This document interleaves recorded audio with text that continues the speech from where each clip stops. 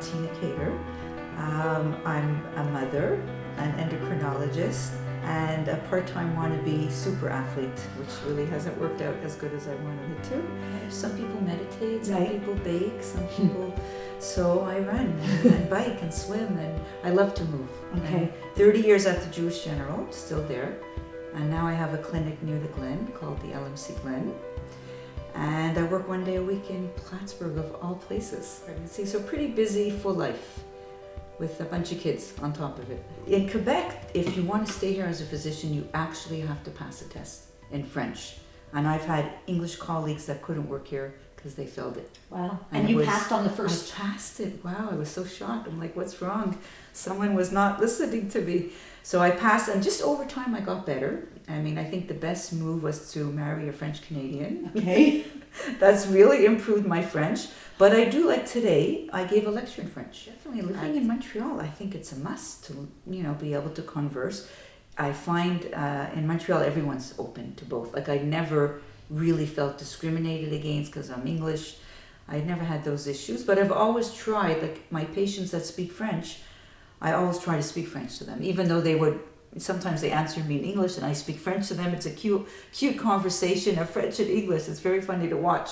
Their English, which isn't so good, and my French, but they're insisting on being polite and speaking English, and I speak French. Montreal is an amazing city. Even as a young girl, when I would travel to Europe, I couldn't wait to get back home. I love that it's 2 languages. I've always biked everywhere. Like I've never needed a car. We have the metro. I love the mountain. Beaver Lake, is that not the greatest place? Like my parents taught me at a young age, it's free. You don't need money. You can toboggan, you can skate, you could run, you can be in nature. I would study there. I just find everything's close. It's a quaint, cool, great restaurants. And I met my husband across the street. How much more can I ask for? Is that why you went into endocrinology? Because your dad had diabetes? Was it for personal reasons? It was, I really want to be a cardiologist. I love the heart. And then when I was on call, guess who comes into my cardiac unit? My father, with a massive heart attack, late 50s. So my age, I shouldn't have said that, around my age now, with a massive heart attack, and I had to take care of him. And he survived but didn't live well after, died in his 60s. And I was so impactful. I said, you know what, I don't want to see them at the end. We did it all wrong with my father. I want to go back to the beginning and promote part of my exercise spin, like promote healthy life, walk the walk. Look at me how I'm dressed because I biked home from work and it's my normal attire, and really educate not just my patients but the community, the importance of being healthy, and prevent someone having the same end as my dad. Wow. It's a fantastic, like I've had like a dream of a career. I mean, it's been amazing. What's made it a dream of a career?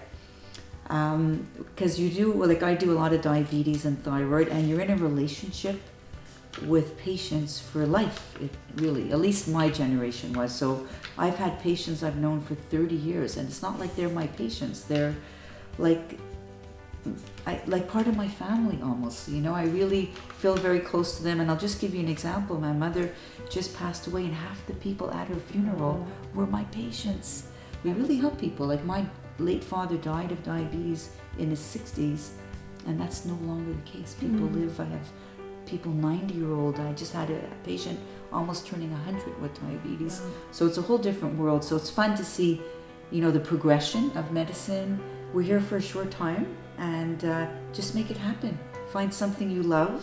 It's not about your possessions. It's not about your cars. It's not about your clothes. It's about your impact on other people and having an impactful life. Find your passion, and we all have different passions. And if you love what you do, you will not find it work.